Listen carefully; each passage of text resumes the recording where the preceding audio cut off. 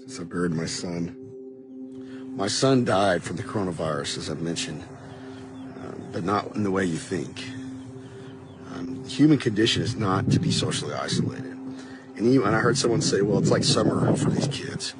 It's not like summer for these kids. It's just not. Anybody says it's an idiot. This is not summer. You have parents who are stressed out because they lost their jobs. That's not like summer. You got kids who have no interaction with their friends other than through Fortnite and FaceTime. That's not like summer. You have kids who can't go run off their energy at PE class. They can't get that one hug from their teacher that they needed. There's social and emotional challenges beyond comprehension. And we're only going to begin to understand the effects, and it will be incredibly hard to track and incredibly hard to prove my thesis because the network effects of how this all happened, the butterfly effect, is too complicated. But my belief is that we have a bubble, a social and emotional bubble that's about to burst. And it's been coming for a while. I think Hayden was an incredible kid. He wasn't depressed. He wasn't someone who moped around. I mean, like any teenager, he was hard on himself at times. Probably a lot like me, pretty competitive guy. And like anybody, had his own insecurities here and there. My son, the story behind my son, for those who want to know, back in December, he got a brand new monitor for Christmas. That's what he wanted. He was a big time gamer, and I got nothing wrong with gaming. That's what he wanted, to play Fortnite. He's an incredible Fortnite player, one of the top for his age in the country. And I'm very proud of that gift, and that one of those wonderful for a couple of months, right before the virus was starting. And back in February, like I used to do when I got mad at Mike Tyson's Punch-Out or whatever it was, he got mad at Fortnite, turned around and chunked that controller over his head again, just like I used to do, and hit smack in the middle of that monitor, broke it. And we told him, son, you can't do that. I don't care about the monitor, but I care about how you react. It's just, you can't do that. Or you're not getting another one. Sorry, dude. And he negotiated and tried every which way to convince us, talking to my dad, we call him Pee-Pee, trying to get him to fix it, and you can't fix those new LCD monitors, or not cheaply at least. And, but we said, you know what, if you, opportunity to learn a lesson, do some hard work of your own, do some more chores around the house, you treat your sister nicer, maybe we'll talk about it, we'll get you one. And he held up his end of the bargain. February, March, he worked his butt off, did some things around the house, did many things around the house. I could see just a wonderful change in how he treated his sister, which brother and sisters always fight. There's nothing unusual about that, but just learning. He was evolving, he was growing, he was becoming a man, 12-year-old boy. And, a week and a half ago, we had a wonderful day.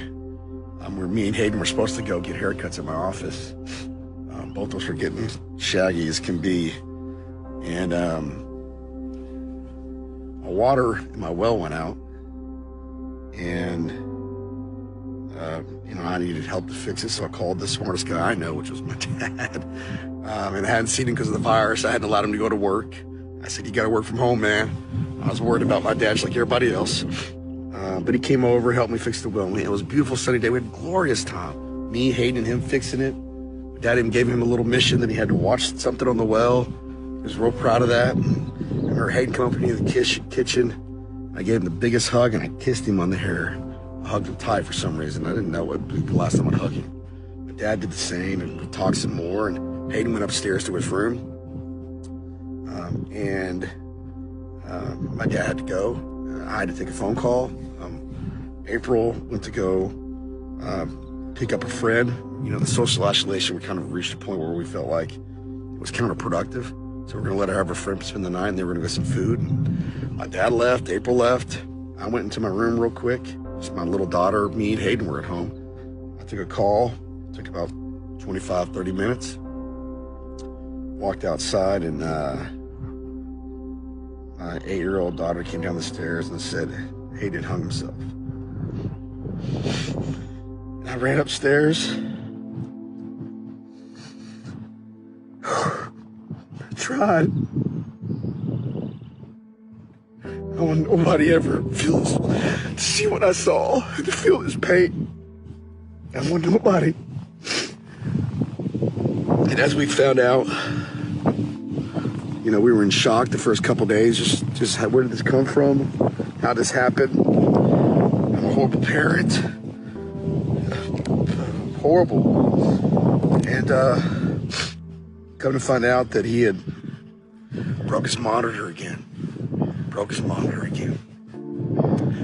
And in just a rash of emotion and probably anger at himself, and maybe scared to get in trouble and embarrassed and all these emotions, you know, I went in his closet and rudimentally did something that I know he regrets. The kicker of it was 3 days before his 13th birthday, and he was so excited about that birthday. So excited about his birthday.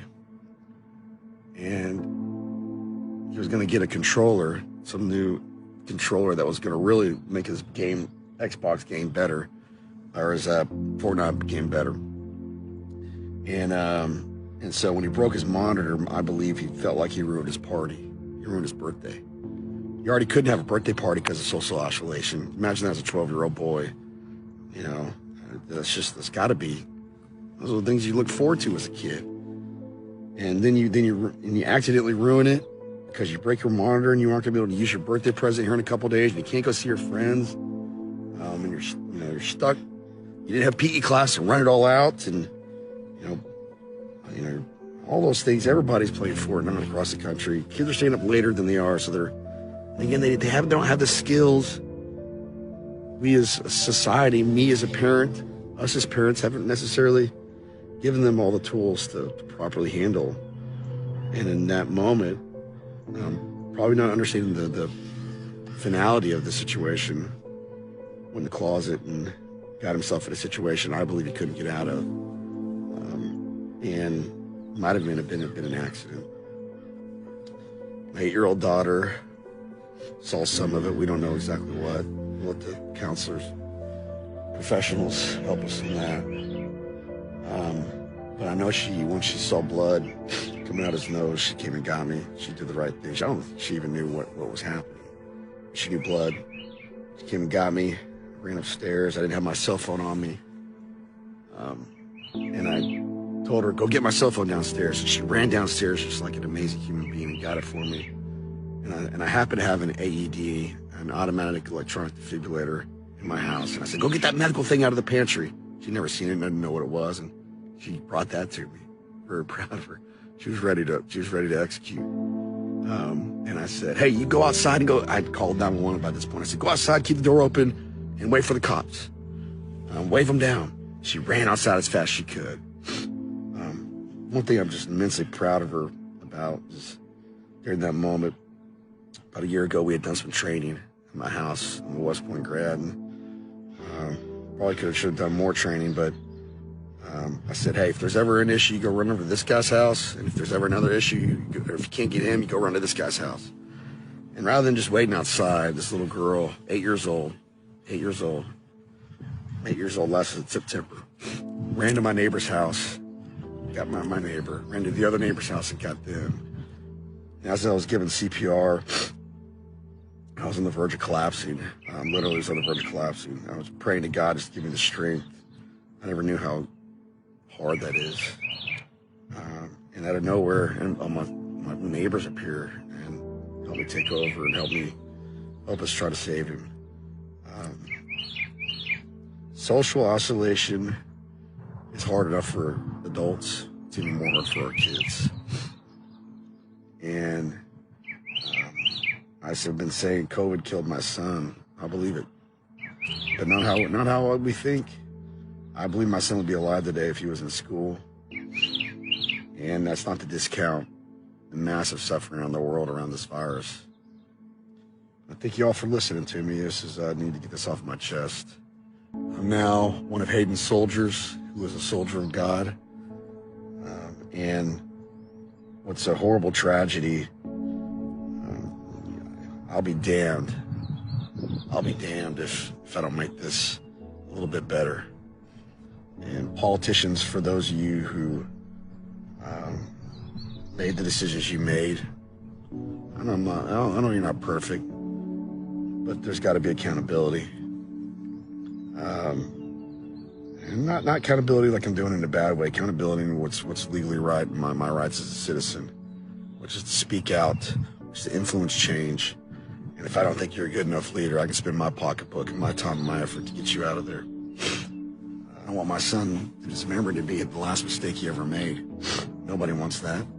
I don't. But I want his memory to be that smile.